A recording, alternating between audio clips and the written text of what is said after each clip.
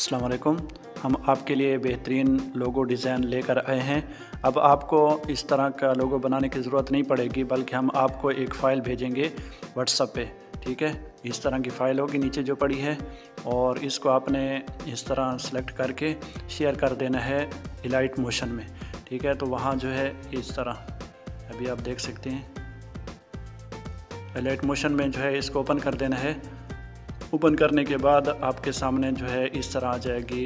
ये यहाँ देख सकते हैं आप।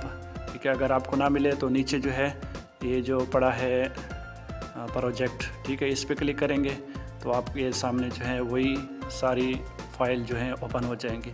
ठीक है, आपने इसको ओपन कर देना है और देखें यहाँ जो है QG लिखा हुआ है, आप ऊपर देख सकते हैं। तो इसको आप इस ऑप्शन से जो है ये नीचे ये लिखा हुआ है, इस पर क्लिक करेंगे तो आप अपना मतलूबा जो नाम है वो यहाँ लिख लेंगे। ठीक है, ये देखें, मैं AH लिख लेता हूँ।